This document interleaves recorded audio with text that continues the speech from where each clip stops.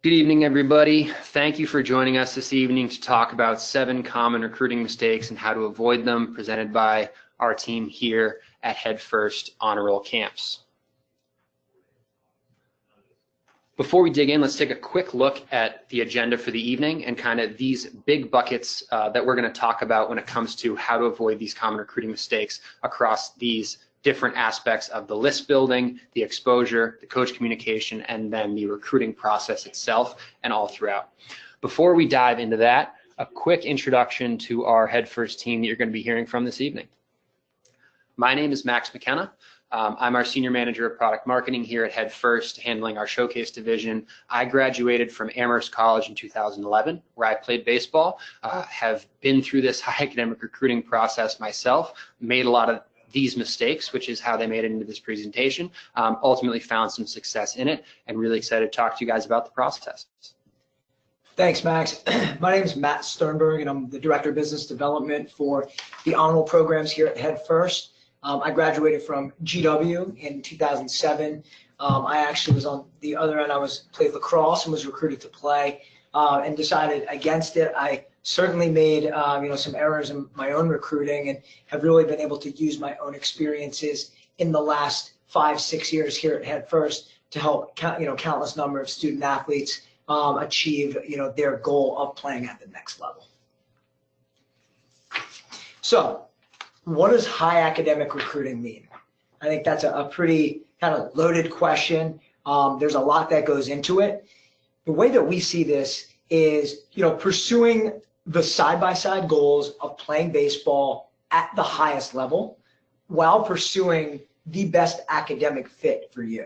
And so the way that we are teaching the folks that come through our doors and that we work with is, let's use baseball as a vehicle to help get us there, right? You don't need to be perfect in the classroom. You don't need to be perfect on the field. But if you can combine those two and be a really good human being as well and add that value, that is what it means to us on that high academic recruiting path there. But because there isn't one set of schools or a group of schools that are defined as high academic, there's going to be a number of different kind of dimensions that go into this, right? So we'll talk about a lot about this, but it's D1 versus D3, or the specific campus setting, right? Is it urban, rural, suburban? Where is it located? The size of the school, the academic ranking, what do they offer to study? Those are really, really important things that we're going to get into. And what we want to do is, provide a blueprint to help student athletes and families navigate through this really, really tough, confusing, sometimes very expensive process, which I know we're going to get into. Absolutely. And I think that one thing to highlight here as we look at this is the variety of college experiences that we would define as high academic. It's challenging yourself in baseball and in the classroom. And so it's not limited to just this or that. It's a variety of different experiences across all these different aspects that make up the right college fit, which honestly brings us to our first series of mistakes that we see, which is in student athletes and families building out their college list. The first one here that we'll talk about is schools versus qualities. When we talk to student athletes about building out their school list, a very natural first step is to start to list schools. But we would argue that this is a very natural place to start, but it doesn't necessarily set you up for success later on down the line, because ultimately the experience that you have in college doesn't come down to the name of the school that is sitting on your list. It comes down to a cross-section of all these different dimensions that you see here on your screen about what comprise the right holistic fit. It's academics, geography, setting, size, athletics, social, and so much more. This is just a partial setting. These 6 dimensions here are just a partial listing. And then once you dive in on any single one of these, you start to get an idea of the vast spread of different experiences even within any one of these. So if you look at academics, it's not just necessarily what is the top rank or the top ranked academic school on US News and World Reports. It is, does this school have a specific area of interest or academic strength or area of focus in what I am pursuing? I was a history and philosophy major. MIT and Caltech are 2 great schools, but if I have my heart set on majoring in the humanities, it might not be the right academic fit for me, despite those schools' obvious academic strength because their focus academically is in the STEM program. They're in engineering. They're putting things on the surface of Mars. They're not teaching Max about Immanuel Kant. Very different things as you think about the different relative strengths of the academic program. Geography. One here that I like to harp on, sure, it goes into climate and is it close to things that you enjoy doing, you know, outside of the classroom and off the baseball field, but how close to home is it?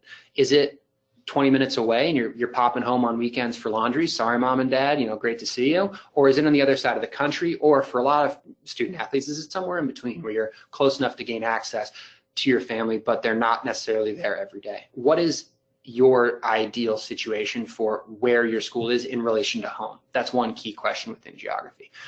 Setting. Setting is one that I think has multiple dimensions as well. Obviously, there's kind of this, and this is what you would see in the Princeton Review or in these college guides. You see, is it urban, semi-urban, suburban, rural? And that's an important dimension to it. Within that, there's also different experiences. Pomona, GW, NYU, and Harvard are all schools that would be classified as urban, but they offer very different types of on-campus experiences because of the city that they're in and also their relationship to the city. GW and NYU, both very much campuses that are a piece of the city, but Washington, D.C. is a different city than New York. So even that has a very different aspect to it when you start to think about not just is it in a city or is it in the countryside, what city is in, what is the size of the city, what are the unique strengths of that city. And I think it's all about the look-alike. Everybody thinks, oh, well, they are the same, and that's the key. And I know we're going to get into that as to kind of how to work around that, but that really is the key of not grouping them all together, which is, I think, what you're getting at here. Absolutely, absolutely. New York's going to offer a different experience than Boston is going to offer a different experience than, you know, Johns Hopkins in the heart of Baltimore. Very different types of experiences. Size. I think that a lot of parents and student athletes, as they look through their school fits, look at the total size of the school. But let's take that one step further. What is the impact of that size on the actual on-the-ground academic and administrative experience for student athletes there? You know, what is the division of undergrads versus graduate students? How does the size of the school play into the average class size? What is the access like for academic support? What is the process for something as mundane as registering for classes? Is it, for me, it was showing up with a card, going to the registrar directly and having a face-to-face conversation. That might look different at a bigger school, at a smaller school, at very different schools. As it did for me. Everything was online. You were you did your own thing. It was very different. Certainly, and so just thinking about how these different aspects translate to the on-the-ground reality is something that I think is really important as well as you start to build this list of qualities, which is what we'll talk about next. The last thing that I would touch on here is athletics, and Matt mentioned, and we'll talk in detail about it, Division I, very different experience than Division III in a lot of ways. Not one better, not one worse, but different types of experience in terms of the commitment, the time commitment, the discipline, the level of play, everything in between. But also, what is the picture of baseball within the broader athletic department? Is it a football-focused school that has a baseball program? Is it a baseball program or a baseball-focused school that has a football program or has a volleyball program or has soccer? What is the role that baseball plays within the athletic department? That, again, one is not better or worse than the other if it's the focus or if it's not, but it does change the way that the coach goes about their role within the program and the way that the campus interacts with the baseball program as well. So it's an important consideration. So we just talked a lot about what you can be looking into an actual school before creating the list. I think these are all some of the questions that you brought up are really good to ask a college coach, because they're used to answering the same questions over and over. Not a lot of 15, 16, 17-year-old kids are going to be asking some of these. And I think at Headfirst, where you have the experience of playing at a school like Amherst, but we're looking at some of the Ivy League schools. You were looking both D1, D3, or some of our other folks here that played on the D1 or D3 level. They really can give you the tips and tools to be able to go into a showcase or go into a summer/fall season extremely prepared and not waste any minute, because efficiency, as we will talk about, is going to be key. Absolutely. And one final thought on this slide before we go on to how to build this list of qualities, which is obviously important. But as I mentioned, this is a partial list. These 6 represent some of the dimensions which can help you find the right fit. But different student athletes and different families are going to weight these things differently as well. If you are really focused on the fact that the academics and an urban setting and a school of around 6,000 to 7,000 is going to be the right fit, you might not care if it's in a city that's right down the road or a city that's halfway across the country. What I mean to say is some of these things will be weighted differently in your own decision. So each of these different dimensions isn't necessarily weighted equally, which makes each and every recruiting process certainly unique and distinct as you consider not just these different dimensions, but how they interact with each other as well. Next up we want to talk about is, okay, we've said that starting from a list of school qualities is important and will set you up for success beyond just starting with a list of schools. How do I start to find this list of qualities for myself as a student athlete or for my family?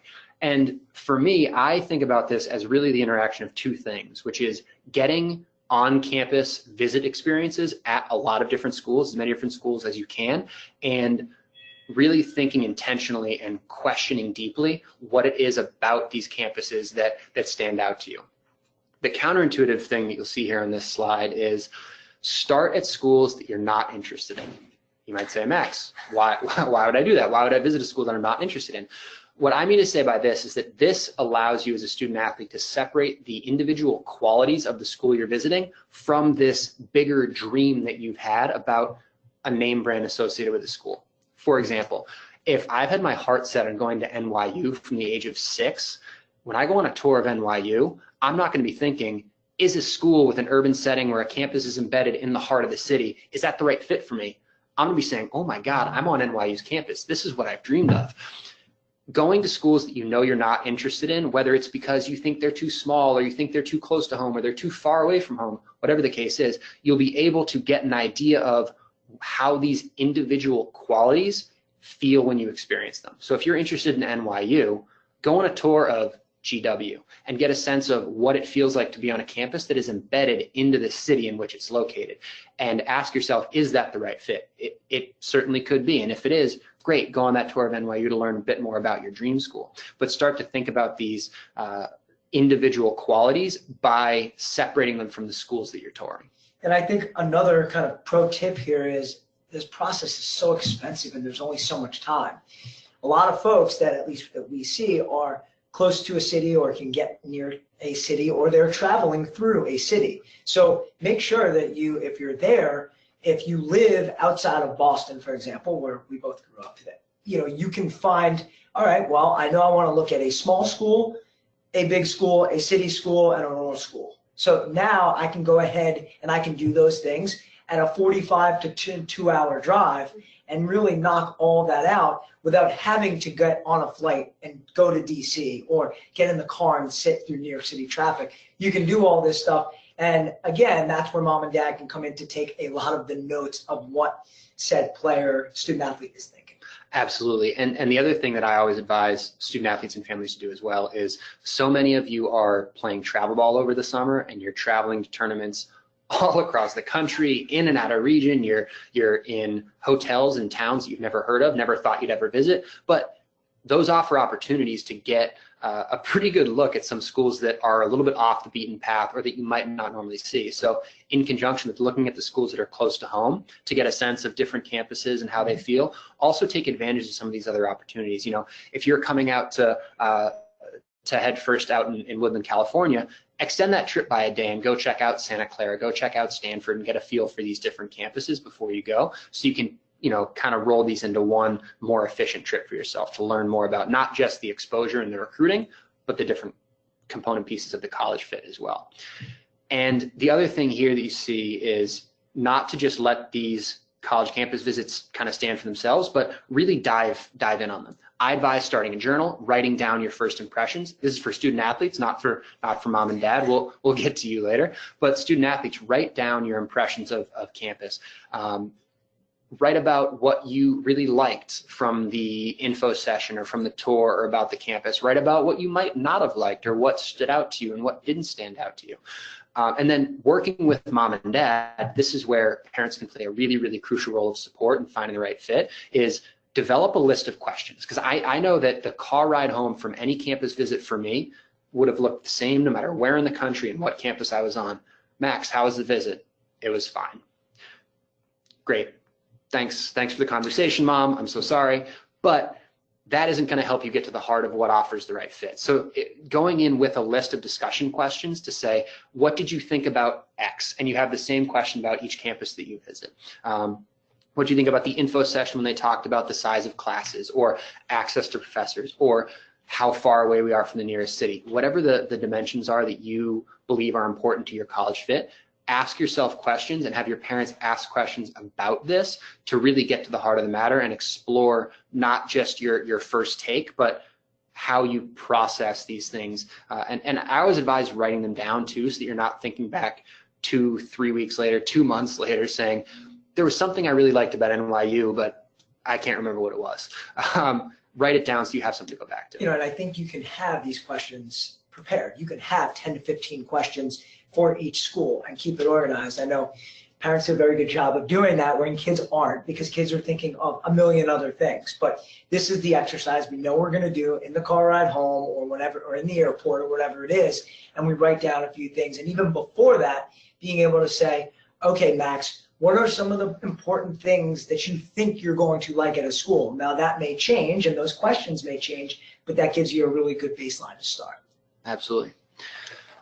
The next trap or the next mistake that we see a lot of student athletes and families fall into when they're thinking about their college list is labels. And Matt, I know you think and talk to a lot of families about this. Let's talk a little bit about labels. For sure. And I think this is probably the biggest thing that I hear from, our folks on the phones or myself or at camp before and after is these labels. And labels, they do a really good job of closing you off to a lot of schools that are out there that may be a really good fit for you and you just don't know it yet. So you're not going to be able to eliminate all labels. We all live in this world and we continue to kind of go by that. But I think in this college search, being able to knock down a few of those can be extremely helpful. So what do I mean by that? We list out two pretty strong examples because we see this a lot. But the first one is, I'm an Ivy League player, or I want to go to an Ivy League school, and that's it. And obviously that's a really nice goal to have, but we list three here, Dartmouth, Harvard, and Cornell, that are very, very different schools from one another. They're in different geographies, the size of the school, what they have to offer. And so I think what you want to say is having these kind of steps in place to say what you're interested in will help you actually plug in, opposed to just saying, I only want to go to an Ivy League school. The second one here is the big one, Division I. I only want to go to a Division I school. Completely understand, but at the same time, less than 1/3 of schools are in the NCAA are Division I, and even less than that are going to be of that high academic nature. So you may be really, really interested and say, I only want to go to GW, but you realize NYU may be the better fit for you for one reason or another, but they're D3, I don't even want to look at them. You have to try to break down those barriers to say, I'm going to keep an open mind so I'm able to really do that. And the last part to that, because I know you have a couple really good comments on this, is getting rid of, well, I see my teammates going here and I want to go there. Or I see my teammates committing to these schools, like I should be doing that. Or I see these schools on TV on ESPN, that's where I want to go. The folks that we're seeing are a little bit different than that. And we want to make sure that they're not just saying, again, and I always go back to this, closed-minded. This is all we want to be, and we'll talk about that. But that to me is really what those labels are. Absolutely, and we started this by saying that one of the key outcomes and really in terms of defining the win in the recruiting process, an important one that we talk about and that we believe very strongly in is finding the right holistic fit. So and I talk to a lot of student athletes and a lot of parents about this while we're at camp, before camp, after camp, et cetera. If a player comes up to me and says, Coach McKenna, I'd love for you to take a look at my college list because it's something I invite them to do. And they say, I'm interested in 3 schools you see there on the screen, Dartmouth, Harvard, and Cornell. My first question is going to be why? Because I think that you need to be able to tell a cohesive story across your list that says, well, this is the red thread that connects these schools. These are the things that they have in common that I think is important to my fit. And it can be that red thread or that commonality between these different schools can be anything that you believe is important, But I would challenge you if what you believe is important is a label. If the only thing that the schools in your list have in common is that they're all Division I or all Ivy League schools, I'm going to ask why, and I'm going to challenge you to think a little bit about what are the qualities of these schools that you appreciate beyond just what league they're in. And coaches, by the way, can ask you, what are some of the other schools you've gone and visited? First of all, that happens all the time. A lot of these coaches are very friendly with one another. You want to make sure, like you said, that your story matches up, because you want to be able to say, well, I visited these 5 schools because I'm really interested in engineering. You want to make sure that the schools you're putting down have great engineering programs, opposed to schools that don't offer engineering. And I think that is really, really important. Absolutely. So we said it's important to avoid the label trap. How do we do that, Matt? Like, what are the key tools to not fall victim to these? So we've talked about this in one way or another, but let's really bullet point this. So the first one here is, let's create a list of schools that work for you because of the list of qualities that you have makes sense, right? So if you're looking at a specific major or a specific part of the country, or it may very well be that you want to, make sure that you're in a city versus not a city. Those are really important, not necessarily the name on the degree. So that's one that we talk about. The other one that I think is kind of overarching on all this is define your win in the recruiting process. It's going to be a little bit different for everybody, but I think the overarching kind of key here is, and I said this before, let's use baseball as a vehicle to help us find the right fit. So not just to give us that push, but also to say it all matches up together. The baseball program, where that college is, as well as what they have to offer. And now baseball is going to help me get there. And then the last thing, I mean, we said this and we'll continue to say this, and we will say this at camp, keep an open mind. Always keep an open mind. Don't shut the door, because you never know who may be on your radar. And the amount of kids that come to camp with a list and then they leave with a different list, I think is really, really, it's amazing to see. And they go off and they commit and they end up, doing really well at some of these schools. So I think, again, Headfirst, we talked about how this can help. We can help you create a blueprint. We can help make sure that you're staying on the right path there, but at the same time, open up doors and open up the umbrella to schools that you don't know too much about. Absolutely, and I think that open mind point really can't be overstated. While it's the most important, I also think that it's one of the toughest to accomplish and really keep in mind. But it's a challenge that, going into this process, it's an important one to embrace, certainly. Next up, we want to talk about recruiting exposure and getting the right recruiting exposure for you as a high academic student athlete. And there are the two mistakes that we see here. The first one that we're going to talk about is what I call the "they'll find me" trap. I think that there's a perception in recruiting that used to be true that no longer is, because of sheer volume and competitiveness and a host of other factors that we'll touch on. But the idea is, if I'm a good player, college coaches are going to find me from a tournament, from travel ball, whatever the case is. I will be found if I am a good enough player. Players that deserve to play in college get found, they get discovered, and they go to college. And first, if you're a kid at Perfect Game who's throwing 98, yes, you're gonna get found. You're gonna have plenty of opportunities. Now, even for that kid, I would challenge him to say, okay, did you get found in the passive voice by the right school? And this is the trap. And kind of when we talk about how to avoid this trap, we'll talk a lot about proactivity. But the trap is one of passivity too. It's not just you might miss an opportunity to play college baseball. It's you might miss an opportunity to play college baseball at the right school if you sit back and have this idea that coaches are going to find me. A couple things that go into this as well is the reality of large format tournaments. These tournaments offer some incredible baseball experiences. Some of my best memories as a baseball player come from these sorts of tournaments. Being in the hotel with your teammates, eating every meal together over the course of a week and playing some really competitive, really good baseball on the field and really getting after it. It's a lot of fun. They certainly have their roles at player development standpoint. They're highly competitive. That's great. The recruiting reality of these, though, is that so many of these are large format and they're spread across such a large geographical area that it is really, really tough for a coach or even a whole coaching staff to effectively cover and recruit these types of large format showcases. when there are only game opportunities. And what I mean by game only opportunities there in the second bullet is coaches need and look for different things in their recruiting beyond simple gameplay. And we'll talk a little bit about kind of, again, how to address this as well when we talk about finding the right exposure. Then there's also this idea of a limited window for coaches to be watching at the right time. A coach at your dream school could be watching during they might see you for an at-bat or two. And during one of those at-bats, you might hit a bomb over the left field fence, and that's awesome.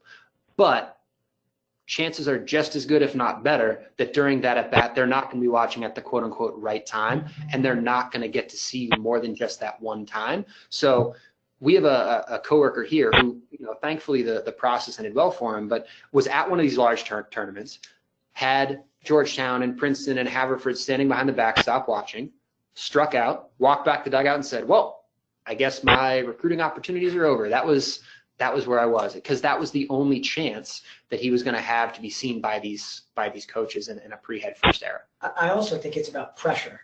These kids are really under a much different light than even you were, or even kids 5 years, 6 years ago, or it's just becoming extremely, extremely competitive in the classroom with extracurriculars and things along those lines. We want to make sure that we're putting kids in a position where they can succeed. And like you said, baseball, it is a game of failure. You go 400, you're going to the Hall of Fame.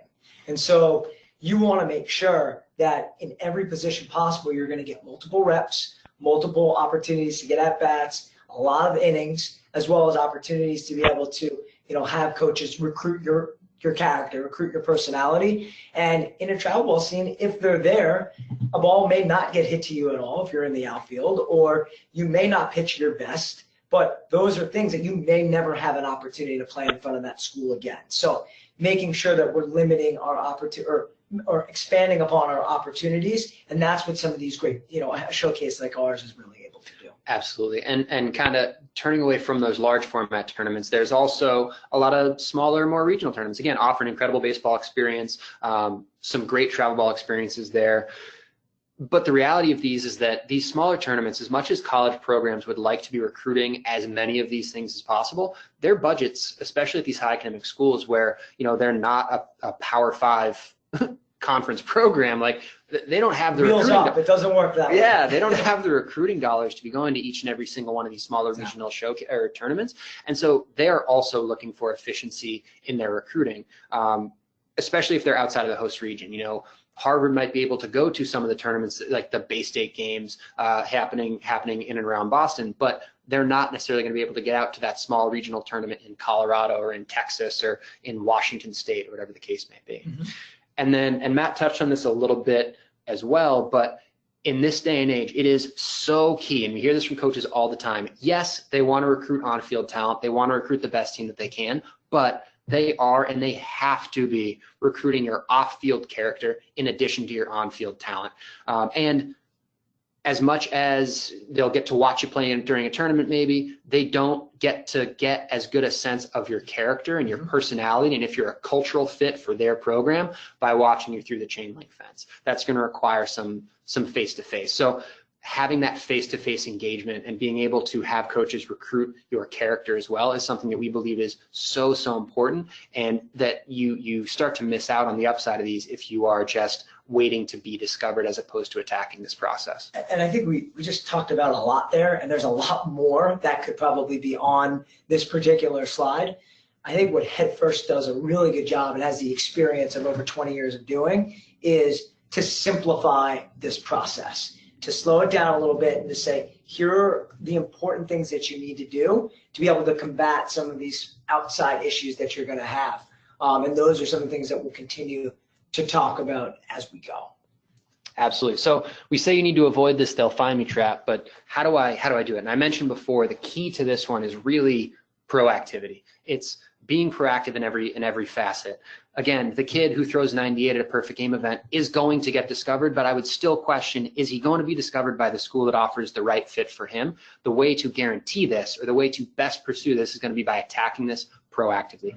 Be proactive and be even early in building your list of schools or your list of school qualities, and then start to match them up against the right schools. Be proactive in identifying and pursuing the right individual guaranteed showcase opportunities in front of these types of schools and the ones that look like them. Exactly.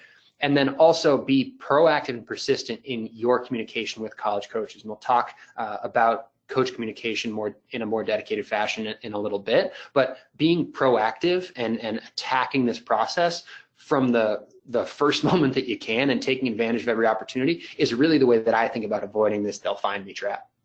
And using really good showcases as just a discovery platform to go out there and find out more about these schools. I said it before, but I do want to say it again because I think it's really, really important. Find out what you actually like about a school, and that's how you're able to do that is by talking with a coach and asking really good questions.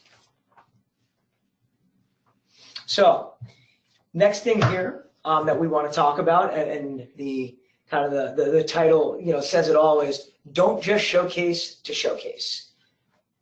We truly believe that because we talk with a lot of families, and there's a lot out there right now that honestly is going to be a waste of time. So what you need to be doing is you want to make sure that everything you do, from event to visits and things along those lines, is delivering results to your ball player, to make sure that you're finding the right showcases that give you certain opportunities. We feel, again, we had to shorten up this slide because we could probably list it out, but I think these are the important kind of bullets to go over. So you want to make sure that the opportunities for the college coaches to assess and evaluate you in multiple contexts. You mentioned this before. I think if you're just there to play games, you're not going to fully, show everything about you. If you run this, you fly down the line and you're running the 60 in really good time, you want a coach to know that. If you're a powerful hitter, you want to make sure that your objectives are being measured, or you're getting that BP or reps in the field. A little bit of individualization there I think is important. So being able to showcase, to have games, to have the objectives, those are really key to put together. The second one we mentioned here is, of course, the direct engagement and the interaction with these coaches. Yes, on the field, being able to have a coach work with you, give you really good tips, see you this close together, but at the same time, making sure that off the field, you're able to go up to said Ivy League school or said great Division III school or whatever that may be, and ask him really, really good questions. We talked about the objective measurements and the measurables, being able to get a baseline also for yourself, to be able to say, I know that at my position, that a 7.3 may not cut it. So I need to go and I need to work on getting faster. You can go back to who you're training with and say, what can I do to shave off a couple of, a little bit of time off of that. Verified game footage. And we will get into this, but we feel that is really, really important because, and you said this, as much as we love mom and dad with the iPhone, on the other side of the chain link, these coaches, it's really important for them to know who you're going up against. So I like to use the example that, if I'm up there and I hit a home run, that's great. The coach has no idea who I'm up against. But at an event like Headfirst, they know that I'm going up against Max McKenna. He's a really good pitcher, and I hit it right over there. So that I think is really important, and vice versa on the other end of it. And then this kind of leads to the last one is, go to events where the programs you're interested in are going to be. The amount of times that, families come out and say, well, we went to this event and there was 20 schools we hadn't really heard of and there was 3 that we had. That's not the best use of your time. So making sure that those schools are really the ones that are the right fit for you that you want to get out in front of. Absolutely. And I think that this is where efficiency really comes into play as well. I think that it's not only targeting, Matt, the programs you already know you're interested in, but the ones that also look like those types of programs. Exactly. You only have so much time and so many, just as a college coach has a limited recruiting budget, so do families, right? You can only go so many places over the course of a summer. You can only buy so many flights and so many hotels and have so many days on the road. So finding efficiency in this is so, so important. Being able to leverage 2 days experience as opposed to spending 2 weeks crisscrossing the country looking for these different opportunities. Exactly. And so this next kind of piece that we have here, this is an example of some of the schools that are going to be at our events. And why we find this to be so important is you may not know yet exactly who you're interested in, or maybe you do, and maybe you have 5 schools that you're looking at, but you're gonna find a lot of schools that are lookalikes, but at the same time are very, very different in terms of what they can offer where they are in the country. So, for example, you have Amherst and you have Cal Berkeley. Again, 2 very, very different schools on different sides of the country, but very high academic. And this is a great way to be able to kind of kill 2 birds with 1 stone, or even more than that, because you're going to get to see all of these coaches in one arena for 2 days, which I think is really, really key. Absolutely, and I think also key here is this idea of Headfirst providing a discovery platform to, and Matt, you talked about this a little bit, but if you are looking at NESCAC schools because they are the right size, they have a liberal arts focus, they have the right class size, they have the right Division III level of baseball, great. You will have heard of Amherst, Bates, and Bowdoin, and Colby, and all these great schools in the Northeast. But have you ever met Tim Hollabaugh from Grinnell? Because it's a school that fits so many of these metrics that you're looking for. And once you interact with Coach Hollabaugh, there's no way you don't want to go to Grinnell. So being able to use this platform to discover even more schools is something that I think is so important. And again, ties back to keeping an open mind through this process. And which is why that's a great example of a school that does so well out of our event. And I guarantee if we asked him, he would say, well, willingly or not, how many folks really knew about our school before going to an event like Headfirst? It's going to be, the side will sway a little bit more on the no. That's kind of where we are. Certainly. Next up is coach communication. I promised we'd talk about this. I think that this is certainly something we get a lot of questions from parents about, and also it's quite honestly a place where we see student athletes and parents start to make some mistakes. 2 things that we'll talk about in here. The first one here is demonstrating and receiving interest from college coaches. One key mistake that I see a lot of student athletes make is that they assume that coaches know that they're interested in their program. It is incredibly dangerous to assume that just because Bill Decker is the coach at Harvard, he knows you're interested in Harvard because it's Harvard, right? You're like, well, of course he knows I'm interested. It's Harvard, but he doesn't. You need to express interest in these schools. Otherwise, you risk falling off of their radar. Coaches want to recruit student athletes who are the right fit for their program and also who are interested in their program. They don't want to spend time barking up the wrong tree and dedicate valuable recruiting resources and time and phone calls and emails and their recruiting coordinators, flights to pursue a kid who turns around and says, you know what, I was never actually that interested in Harvard. I'm looking at Stanford. I'm looking at Santa Clara. I'm looking at Cal Berkeley, whatever the case may be. They want to be able to allocate their resources efficiently, and so they want to pursue student athletes who are interested in their programs as well. So you cannot assume that college coaches know you're interested, and you need to make this very, very clear to them that you are interested in them. And so how do you effectively demonstrate that? You need to, quote unquote, recruit the programs that you're interested in as much as they are recruiting you. What does that mean? It means that you initiate and you maintain contact with them. You learn about them just as they are making an effort to learn about you. You are reaching out to them. You are pursuing them just as much as they are hoping to pursue you as a student athlete as well. And a lot of this comes down to maintaining an effective level of communication with these college coaches and not being afraid to be proactive with it and not being afraid to mix it up either. Email is going to carry the bulk of the load in terms of the volume of communication that you're sending out to college coaches because it's free, it's easy, everybody has it, and it's really easy to fire off an email. But don't rely on just that to show legitimate interest, and coaches won't rely on just that to show legitimate interest either. You'll hear from them across different mediums if they are interested in you as a player. Do the same back to them. Mix up that email, give them a phone call. If you're on a texting basis with them, send them a text to check in with Coach Frawley from Yale. Check in with them on social media. Tucker Frawley at Infield Chatter, at INF Chatter is one of the best follows on Twitter, on Instagram. It's amazing. I love giving the plug. Engage with them on social media. Give the program a follow, like their story on Instagram, comment on their post, whatever the case may be. And then one here that I like to highlight too is throw them a handwritten letter. It used to be that physical inboxes and mailboxes were incredibly crowded with letters from recruits. That's not the case anymore. In the day of digital communication, sending a handwritten letter is going to really show coaches that you are interested in taking the time and investing the 48, 49 cents in sending them something with the Postal Service that really shows interest in their program as well. And by mixing it up, what we found is that coaches realize, these kids are probably stepping out of their comfort zone a little bit. They're not used to doing this. This is stuff that adults do in the business world. They're really going to all of a sudden have to do some things that they're not familiar with. And this is where mom and dad can really help guide them by being on webinars like this, by being able to take good notes and, executing on this. But at the same time, we want to make sure that these coaches know, hey, this student athlete really cares. They're smart. They're really able to mix this up. I didn't see this email because I get 800 of them, but I did see this note, or I did see that, they send us a message to social media, things like that. And you never know who's on the other end, which I think is really, really important. Absolutely. And so to kind of think about the way that we think about coach communication, I like to boil it down to something a little stickier, which is what I call the 3 Ps of coach communication.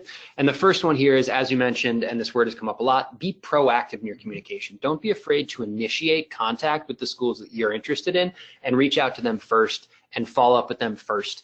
And then also be persistent, but don't pester, right?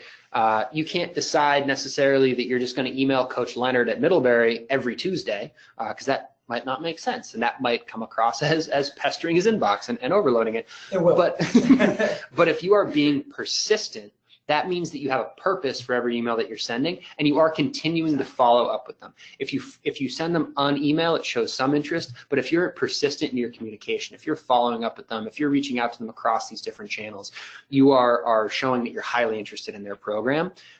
When I think about balancing the persistence with the not wanting to kind of over flood them with information, it's about having a purpose for each and every contact. Don't just reach out because it's Tuesday. Reach out because you have your latest semester's worth of grades and an updated transcript. You have an updated recruiting video that you filmed. You have updated game footage. You have an updated SAT or ACT score. If you have a reason for these contacts, that can really help you be persistent, but not be perceived as pestering in the process. This is also where, coming back to kind of a digital profile, and we'll talk about this in a second too, having a single landing page for things can really help really streamline things too. And the next up is personalize every touch point.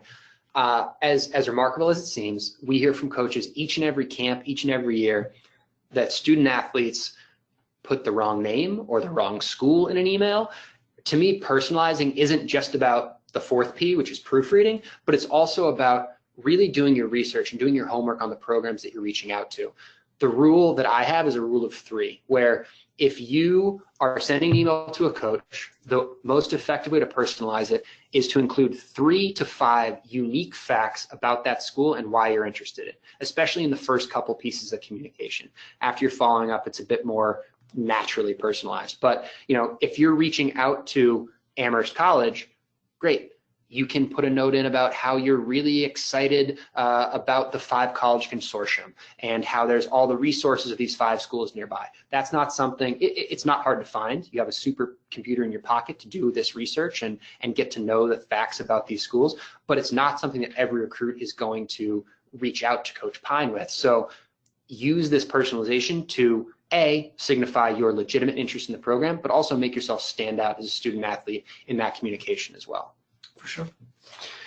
And then again, touching a bit more on the proactive communication, we mentioned reach out not just with the email, but across these different channels, having a reason for every outreach. And then, as I mentioned, using and leveraging digital platforms to create a single place for coaches to go to learn what they need to know about you. One service that's out there that we see a lot of student athletes use very effectively is something like NCSA, right? You have a single digital platform. Instead of attaching the 10th different version of your transcript and uploading the 50th different version of your recruiting video to YouTube, having it all live in one single place so you can just say, hey, Coach Leonard, I'm really interested in Middlebury. Here's my up-to-date information, and have it all live in one place instead of attaching a 7th, 8th document to an email. Put yourself in a coach's mind, right? They have a million things to do and not a lot of hours to do it. So when they're going through this, they are sitting at lunch and they're typically eating a sandwich in one hand and on their phone in the other. That's what we hear, because we have a lot of folks here that work on the coaching side.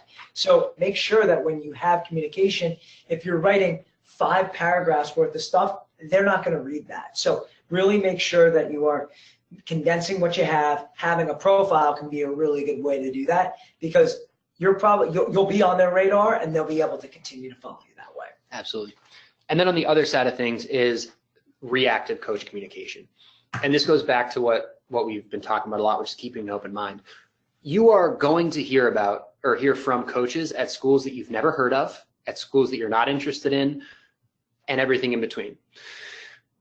Respond thoughtfully and respectfully to every coach that reaches out to you on a personal level. Now, there's a difference between a personal touch point and a mass camp invitation. We can talk a little bit about kind of vetting that legitimate interest, but keep these doors open by responding to these college coaches. Don't just say, oh, that's Grinnell, I've never heard of it, I don't want to go there. It might turn out that that's the perfect opportunity. As you learn more about that school, you might say, oh man, I really wish I hadn't closed the door on Coach Hollabaw's email, because now I've closed that door from a recruiting standpoint as well at the school that turns out to be the right fit.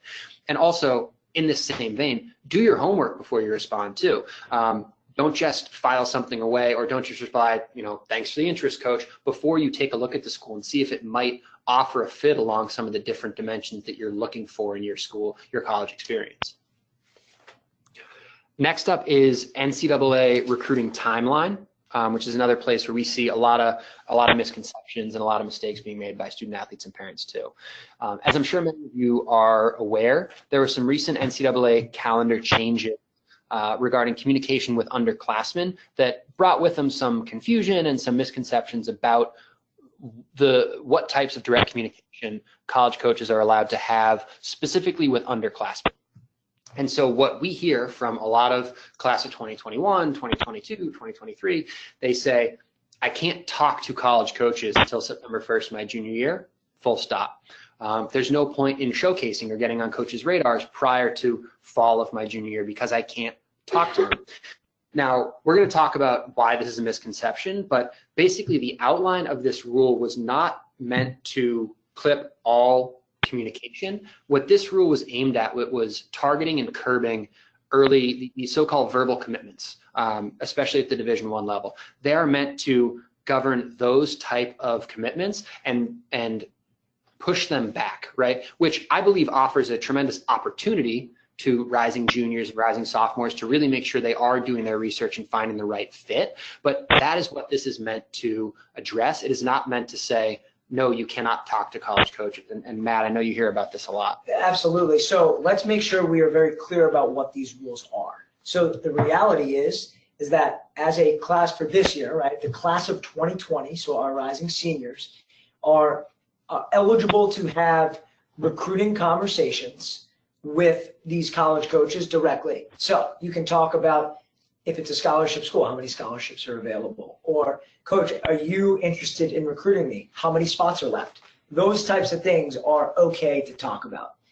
For the younger classes, until the September 1 of your junior year, you cannot have those recruiting specific conversations. So you can still have direct contact. You can still hear how you can improve. You can still have a coach evaluate you. Do all the things that really nothing has changed in the 20 years we've been doing this, but you can't specifically say, coach, I'm interested in your school.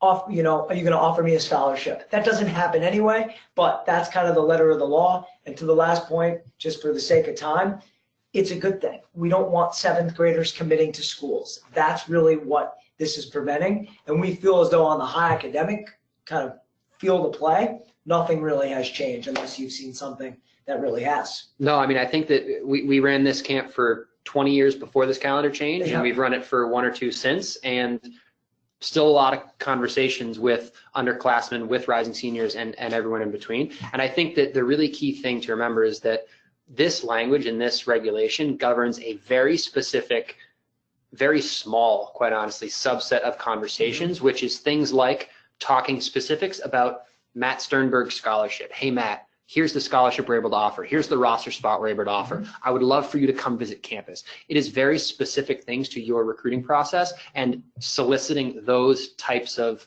pieces of the conversation, that those are the ones that fall afoul of this new regulation. So a lot of really productive conversations to be had up until this line, certainly as well.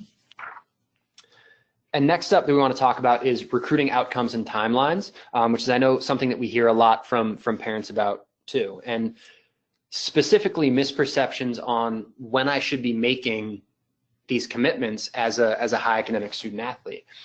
And you might see, once you read these things side by side, you start to see where some of the misperceptions lay. But we hear from the class of 2020, from this year's rising seniors, I'm going to be a senior next fall. This summer is too late for me to get recruited. There are no more opportunities for me across the board. All the spots are full for the class of 2020. And we hear that on one end.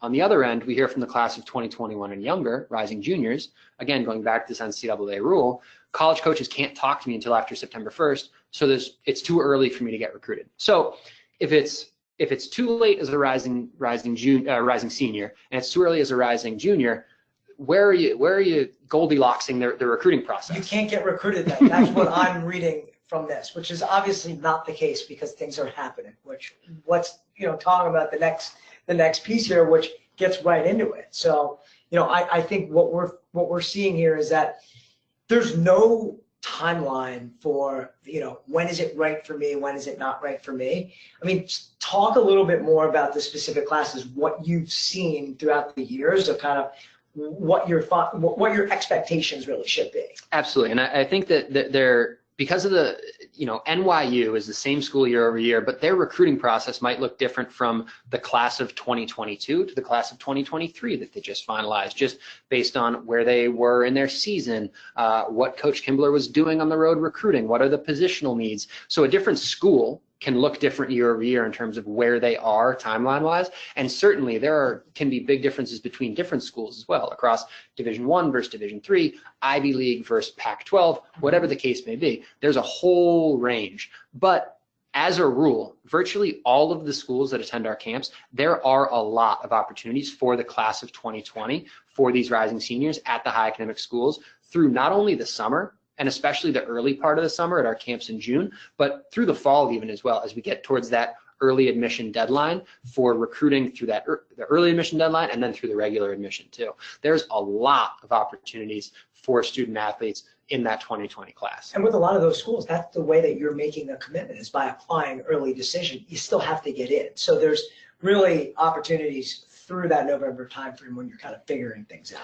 Absolutely. And then when you think about the class of 2021 and younger, now is a perfect time. No, you can't have a recruiting specific conversation with a college coach, but now's the perfect time to get on their radar at the programs that you're targeting, so that they're able to follow your development, so that you're able to create all this space in your calendar for the proactive communication that we've been harping on all night. Now is when you need to get on their radar so that you have the opportunity to really execute on all these things. And I mean, how many times have you seen a player not be seen by a coach in the right way, and then September 1 of his junior year goes to a showcase, and the next day is now committing to a school? I mean, right. And I think that's on September 1st. These coaches aren't seeing somebody play at 9 a.m. on September 1st, meeting them at noon, making sure they're the right fit culturally for their program, talking to parents about financial aid at 3 p.m., and then committing them at 8 p.m. They are reaching out. If they're picking up the phone on September 1st, they are calling rising juniors. They are calling class of 2021 who've gotten on their radar prior to that deadline. For sure. And they are building their list of 2021s, 2022s, kids that they're going to track and follow over the next 2 years. And we'll get to this in a little bit too, but in terms of when and what year coaches are recruiting 2020s to round out their class. Division I, Division III, June, our camps in August, they are recruiting the class of 2020 to round out their class and really make sure that they're making strides with that. The class of 2021, they are also looking at them. They're looking at the class 2022 with a very different set of eyes and a very different purpose and a very different outcome, which is just some questions we get. Exactly, and this kind of goes to the next slide here, which we are about to wrap up. But I think it's about your expectations and making sure that you understand kind of where do you fall in this. So it is very much a plug and play. So for example, we ask here on this slide, what grad year is it that coaches are recruiting, or when do I come out to a camp to get recruited? There really isn't a right answer. It's going to be all about where you think you are and what you need in terms of taking those next steps. Because as Max said, college coaches are recruiting different age groups based upon their classes and how they need to build their kind of resume of you. And I think that's what's really important.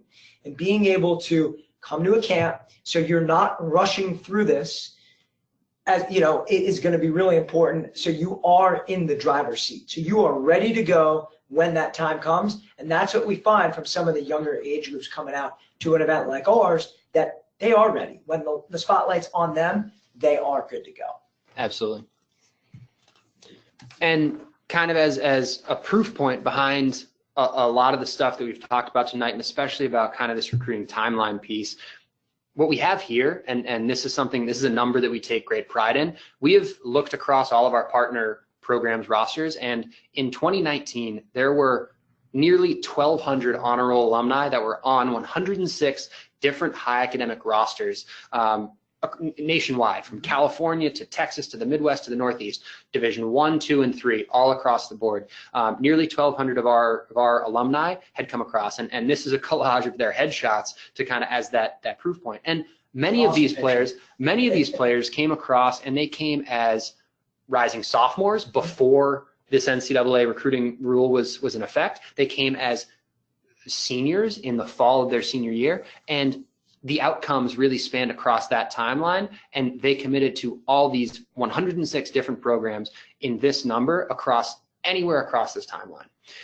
And to look at it from a different angle as well is we also track what percentage of these high academic rosters are made up of our alumni. So if you're looking at a Harvard or a Northwestern or an NYU or a Pomona, these programs are between 30 to 60% honor roll alumni on their rosters, which is not to toot our own horn. It's about how proud we are of our alumni and what they're doing, what they're continuing to do at the college level, and then well beyond at these incredibly selective schools. I mean, you look at Harvard and Yale, both for the class of 2023, have acceptance rates under 5.5%. Right. Record lows for acceptance rate. And then we look at their roster and we say, okay, 65% of the Yale roster is honor roll alumni, and we think that's pretty cool and speaks really highly of the academics and the effort and diligence of the kids that come through our program. Well, and the last part is, and I will kind of toot our horn because I think it's important, is you want to make sure that when you are going to events, you're going to high quality events that have proven results, success. Because if you're going to spend money on things and travel and do this, you don't want to waste your time. And we are proud of these numbers because at the end of the day, we're providing coaches an opportunity as well to go and see the kids that they need, and they don't need to be going to every single state and every single tournament. So absolutely. And now we're going to take it over to the Q&A portion. And we want to respect everybody's time. I know that we promised 9 o'clock. We will be on for a little while. If you have to, you have to leave, you have to go about your evening, we certainly understand. Feel free.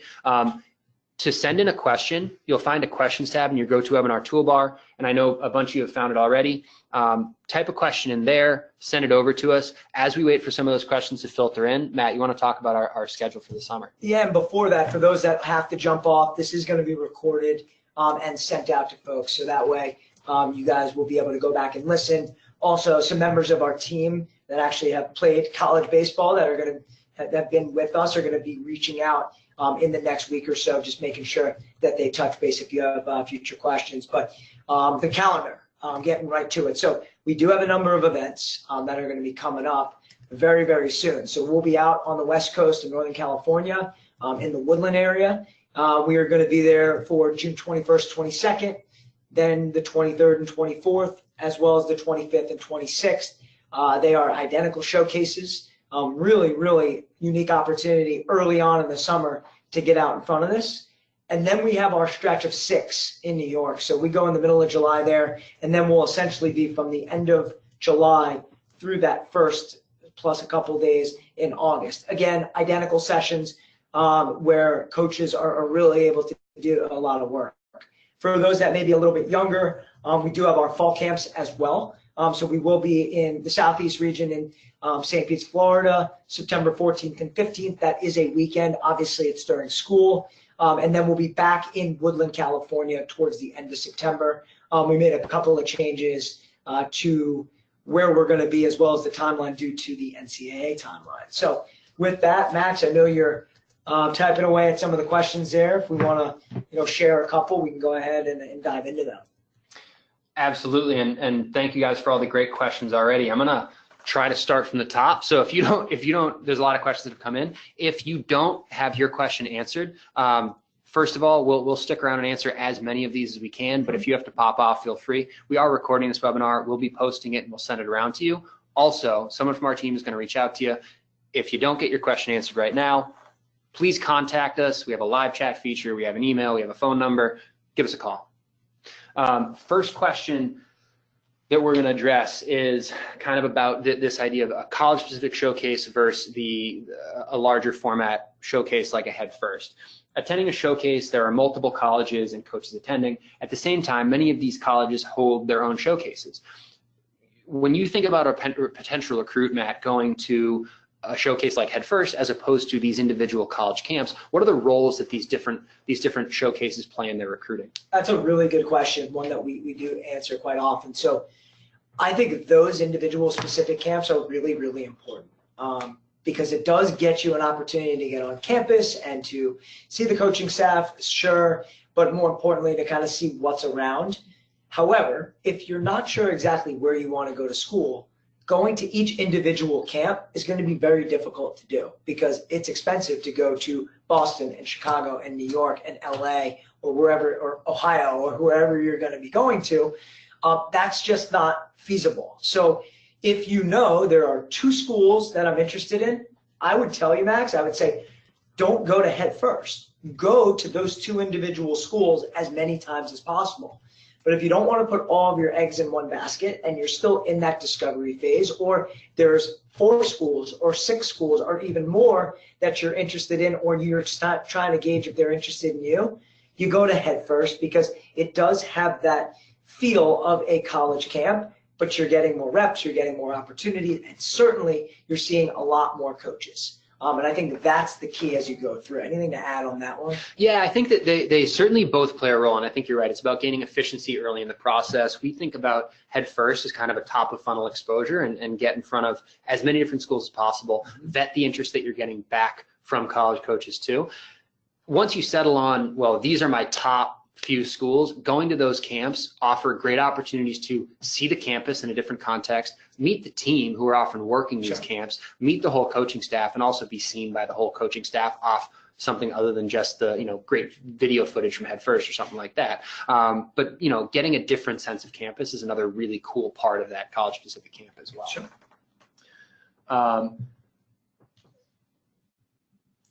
Next question that we're going to answer is, when attending a Headfirst event or a showcase, what is the information that college coaches need to have? Should I bring a resume? Should I bring a copy of my video? Should I bring a pin drive for every coach that I might be interested in talking to and have all this on there?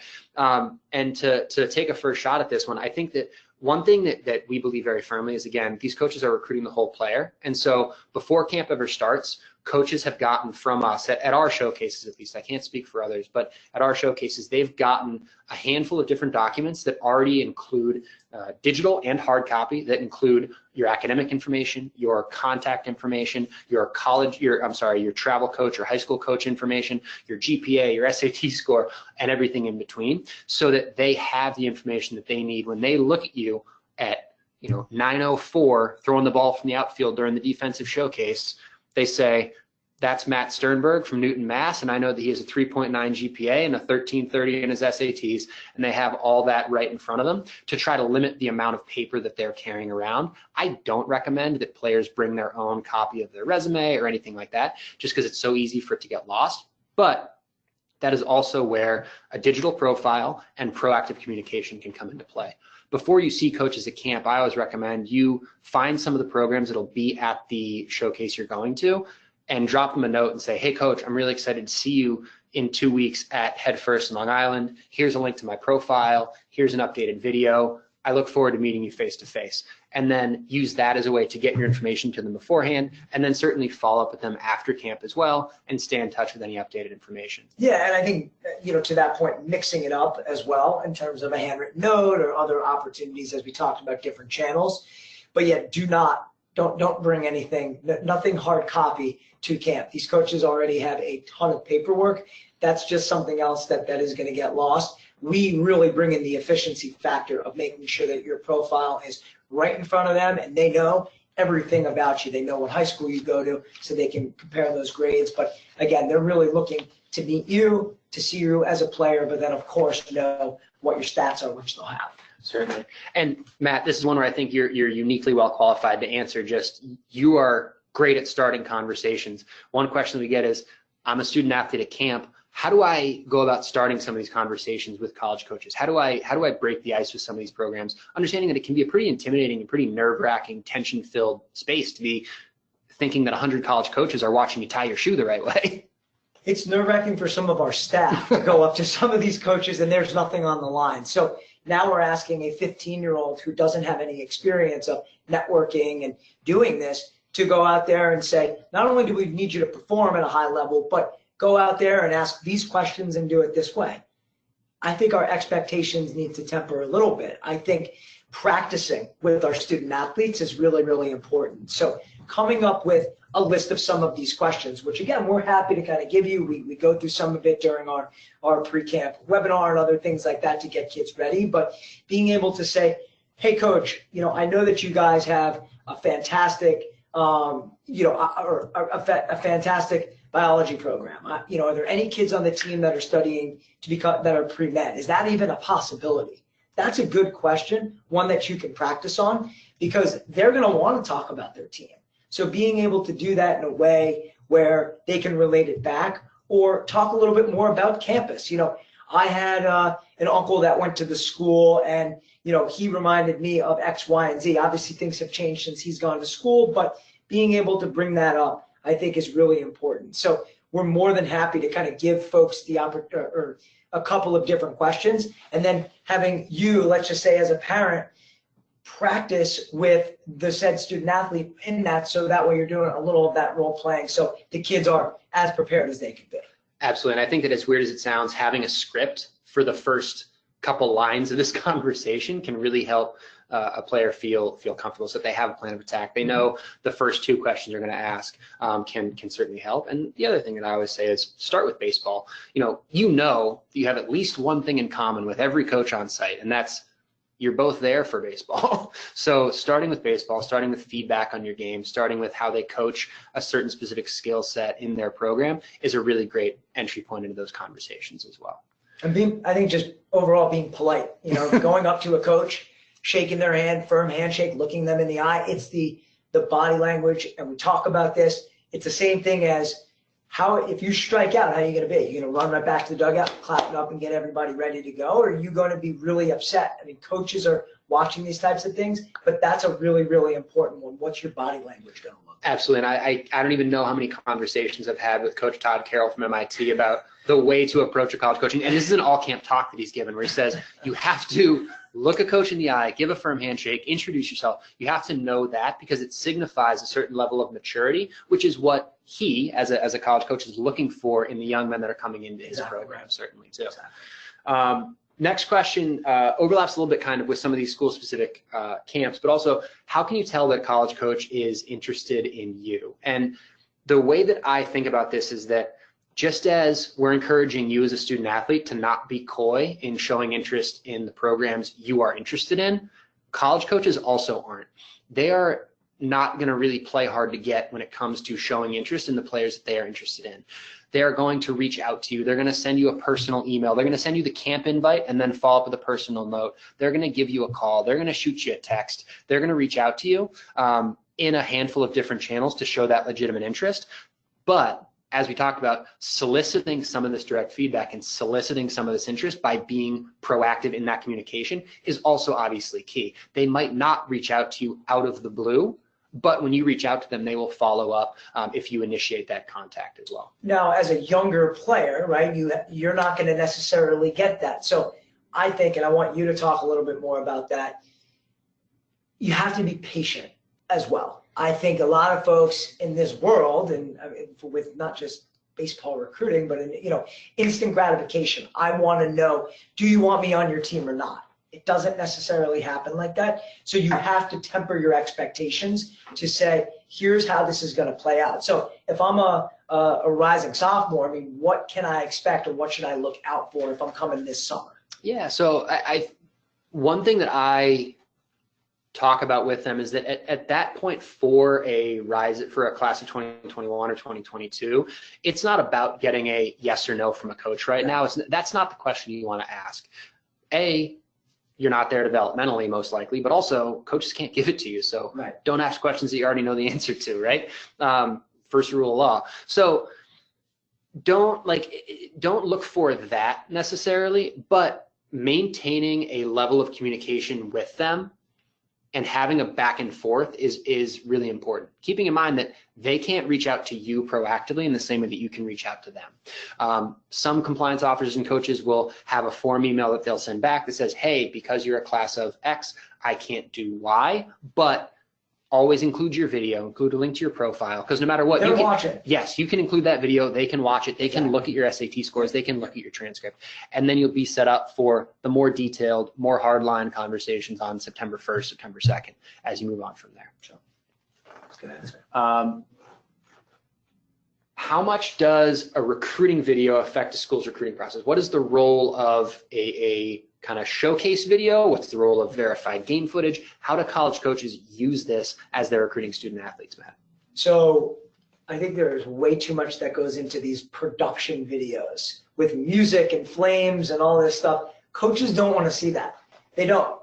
You can literally put together a really, really, a really good showcase video at the local high school where on your iPhone. I mean, you talk about this all the time, but or even getting one of, the student, if you're a student athlete, getting one of your buddies that's, into film, being able to just film that, I think is really key. And being able to show how do you swing the bat? What's your mechanics like? Those are really important things to get. But the verified game footage is ultimately what's going to take you to the finish line, because they need to see how you compete. And that's something I think that we do a nice job of with NextPro, to be able to put that together. And I think you're able to take that iPhone video and send it along, because that's important, especially in the beginning, but then say, this is how I put it together in gameplay. But being able to put a highlight reel together necessarily doesn't do it for a coach if that's all they see. They want to see you throughout the game, especially if you are a pitcher. How are you going to react on certain pitches, things along those lines. Absolutely. And that was something that I personally was so clueless about. Fortunately, there was a kid who went to my high school who went on to play at UConn and play in the minors for a while, who his dad just kind of built this little cottage industry of filming DVDs. I'm dating myself a little bit, but recruiting DVDs for everybody in town. Now, in that day and age, it required that sort of specialized knowledge and skill set and equipment, because that's what it took.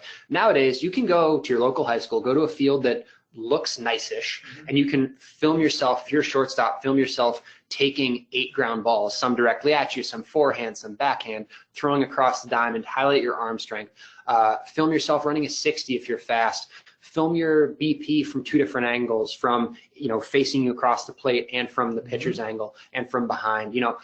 Filming these things with a tripod and an iPhone is perfectly adequate for some of these practice reps that you then can send along to coaches and tack on some of this more polished, verified game footage that we offer certainly too. For sure. And I think also taking a look at who, like you just said, it was a classmate of yours that was a little bit older. Ask some of the guys that are committed, right? What did they do that worked for them, especially kids that are committed to schools that you are looking at. Also, you mentioned being able to put it all together, I think is really, really key, to be able to give a coach kind of that full scope. But DVDs, if you're saying about dated yourself, mine were all on the VHS. So, I think I've outdated you. So. Yeah, nowadays, just put them on YouTube and send a link to coaches, and that's much easier. It's all in the cloud. Next question is, as a 2021, can I have a camp conversation about grades or intended major with a coach, or is it considered a recruiting specific conversation? And this is one that I can certainly speak to. I think that the way that this NCAA regulation is worded leaves some gray area and leaves some area for interpretation. Fortunately, every program that we work with as a member institution of the NCAA has a compliance officer, and they are meant to be the lens through which coaches in that program see these rules. And so each program might have slightly different interpretations of these rules. The best way that I've heard explained was Tucker Froelich from Yale, who said that it was essentially when the general translates to the specific. So instead of saying, what is the SAT score that you generally see from an incoming class of recruits, it becomes, my SAT score is X. How do I fit into your recruiting picture? So information about the school, coaches are free to give. So instead of saying, hey coach, I am interested in majoring in biochem, what is the biochem program like at X, Y, or Z school? That oftentimes will be perfectly fine to the coach, but just to play it safe, you always can ask, hey coach, I'm interested in majoring in biochem. Are there any players on your team currently that are pursuing the major that I'm interested in? This not only gives you a sense of what are the interests of the school, what the academic focus of the school, but also, and this is a key point, is are players in their program able to balance what you are thinking about doing in the classroom with what they are doing on the field as well? Are they able to balance a lab-heavy science, for example, with their commitments to the gym and the baseball field and everything in between that they're doing with the baseball program too? Next question, and again, I know we're going to take, I think, 2 or 3 more questions, and then we will get to all the questions. Yes. I can promise you that. Yes. Responded to either tonight or certainly in the next few days. The next question that I'm going to ask is, you got 2 more. There's so many good ones. There's so many good ones. My son is a class of 2020, has yet to showcase. Mm-hmm. Approximately how full are most college rosters for his graduating class percentage-wise right now, looking at towards June? Are there still opportunities for rising seniors at the schools that we are thinking about in the high academic range? So I think there's twofold. I mean, the easy answer is yes, there is plenty of opportunities. We talked about that earlier, but let's really break it down for a minute here. Have reasonable expectations. I like to use that. Actually, I've used it throughout this presentation here, but if you are only looking at large Power 5 schools, most likely, actually, I can tell you, they are done, unless it's one slot because a kid had transferred or something along those lines. So be realistic. But for the higher academic schools, which is, I'm assuming, why you're on this webinar here, you have to understand that they want to see a full transcript, updated grades, updated SAT and ACT scores. There's going to be a lot of folks that don't finalize their entire roster, certainly to the end of the summer, if not until the end of the fall, into that early decision period. We see it often. The kids especially who come earlier on in June in those California sessions, as well as the earlier New York sessions, those are the ones who do really well because 2 months later, or 3 months later, you're able to apply early to decision to that school and a lot of things can happen. So 2020s do very, very well at our camps because they are the ones that can get instant gratification. So I would say be realistic, but at the same time, understand that the higher academic schools, many of whom are going to be with us, are actively looking, and it probably would be a good fit for you for a first showcase experience. Absolutely, I couldn't have said it better. Next question, and second to last one that I'm going to ask is, okay, I'm a student with good grades, athletic honors, great kid, right character, but right now, as of yet, I don't have my SAT or ACT scores, my standardized test scores, up to where I think they can be and up to the level that I would expect them to be. And this is one that I certainly understand. I think that there absolutely is a role that standardized test scores play in the college recruiting process because they give such an easily accessible view for college coaches as to where you'll fall. Looking at a GPA and a course load is a more important piece of showing who you are as a student athlete, but it is harder for a coach to, in the heat of a showcase or in their own office without going over to admissions first, get a sense of where this academic course load and GPA falls in their recruiting class. So it gives a pretty clean view. That being said, you are so much more as a student athlete than just this one number out of 1,600 or this one, day of testing that you took. And admissions departments know that, college coaches know that, and there are so many ways to open these academic doors and athletic doors apart from just your SAT score. So I think, first of all, it's a good investment to take your time and take a course in trying to get the score up to where you think it can be.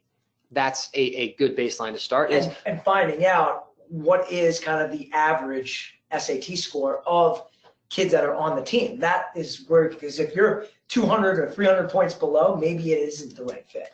For sure, for sure. Now, the other thing that I would point to, though, is that is a piece of the puzzle. Mm-hmm. It is not the whole puzzle. And coaches, if they like you, if you impress them on the field and you're the right character and they look and they're like, 4.0, right kid on the field, great talent, yeah. Great school, can contribute to the program right away, but his SAT's 1,200 and I would like to see it at a 1,280 or a 1,300, they can be patient as that develops as well. And so opening eyes and opening doors on the field and with your academic transcript can really help you either overcome these where you might be a little bit shorter in this one day of testing that maybe you didn't get a good night's sleep before, whatever the case is. It's a very partial picture. You can work around that with some coaches. The other thing to think about is that coaches don't look for every student athlete in their program to get above X on the SAT or above Y on the ACT. They are thinking about it from a recruiting class standpoint. They are looking at the average or the median across their recruiting class to say, I need this as an average academic indicator for my recruiting class. That doesn't mean that every kid has to be at a 1,400. It means that they have to balance out. So if they like you on the field and you're on the lower end of that range, they can balance you out with somebody who's higher if that's the decision and the commitment that they make to you as a student athlete, provided that you're the right fit. One last thing on this, though, too. There are so many great schools and more schools every year that are actually test flexible or test optional. If SAT scores or ACT scores, like taking that test isn't your strength as a student athlete, which I completely get and identify with, I completely understand. There are a lot of good schools and lists of schools that come to our camps that are test flexible or test optional, meaning you can replace a given SAT with your best SAT 2 or with an AP or an IB test, or are completely test optional where you don't have to submit your SAT or ACT scores during the admissions process. Take a look at some of those as well. If you think that you present a better picture without these scores, leverage some of these other opportunities that exist as well. And it goes to, you have a computer in your pocket. You can find those schools very, very easily and be able to make a list of those. And a lot of them are top academic schools that are able to do that. So really, really good point. All right, final question that we're going to ask. Make it a good one. I sure hope so. Well, to address one quickly, we are recording this. We're going to send it out to you guys. So let's cross that one off too. That was cheating though. Last question that we're going to ask is, what advice do you give to two-sport athletes? Is it harmful to miss fall ball and play another sport? I have a very short answer to this one, which is no. If you play multiple sports, keep playing multiple sports.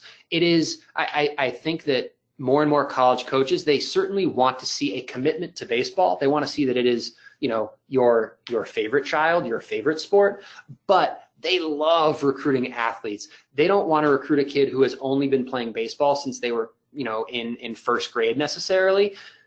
They want the skill set that comes with that, certainly, but they want to recruit all-around athletes. They love the kids who are not just the pitcher and shortstop on their baseball team, but also playing cornerback on the football team, or running indoor track in the winter because they're looking for something to do, or they're on the wrestling team, whatever the case is. I think that not only does this set you up health-wise for better success by cross-training and training not just this single specific set of muscles that you're using as a pitcher or as an infielder, as a hitter, whatever the case may be, but also it denotes your athleticism and a certain amount of versatility. College coaches, I think that another common misperception that we see in the recruiting space is college coaches, Dan Tisser from Columbia is recruiting a first baseman, or he's recruiting a second baseman, or recruiting a center fielder. He's recruiting the best athletes in that class that represent the right character, that can hit and run and throw and have the tools, and then he's going to find a spot for them in the field, right? He's not saying, oh, you are a first baseman, so I'm only looking at you as a first baseman. A lot of college rosters are made up of predominantly high school shortstops. Other than the lefties, a lot of the righties on any given college roster will have played shortstop in high school. Or some form of it. Right. You know? And that's often because that is where a versatile athlete is put by a program that isn't necessarily as well developed as some of the massive, high school programs or travel programs that are out there. So they are recruiting the best athletes that they can, and they're going to find the right spot for you. They're going to say, yes, I understand that you showcased at a shortstop. You might be a shortstop. You also could be a really good third baseman for us, or you could be a really good corner outfielder because you have the bat to play in our lineup, but defensively you're not there. They're looking for a tool or two of yours that can help you succeed at their level, and then they're going to work with you to find the right spot for you on the field if you can hit, if you contribute, if you're a versatile athlete. And that's where playing multiple sports and continuing to play multiple sports can really signify that to college coaches. And the last thing on this is I look at our own team out here in the bullpen. Austin, right? Perfect example. So Austin, who many of you have chatted with or will be chatting with, he was a two-sport athlete in high school and actually was a two-sport athlete in college. And he was pursuing both, and it worked out for him. And I think that is something that the baseball team really liked about him and said, this kid is able to really perform well, especially he was an outfielder and was flying out there because of the fact that he was able to train and get himself in the type of shape that he needed. So we certainly promote that. We want to make sure that you're picking enough time to be able to do both. Eventually, you are going to have to make a decision unless you do go to a smaller school like Austin where you are able to play both. But in high school, I think it's a really, really positive thing. We see a lot of coaches give the thumbs up for it. Absolutely. With that, and want to be as respectful as possible, your time has gone a half hour over. Thank you all for your dedicated attention. Feel free to reach out at any time with any of your questions. Like I said, we'll be following up with you guys in the next couple of days, but if anything comes up in the meantime, feel free to reach us. You see our phone number there on the screen. You see our email. Check out our blog as a resource as you work your way further down the recruiting process funnel, and we certainly hope to see you at camp this summer. Thank you guys so much for taking the time this evening. Thank you.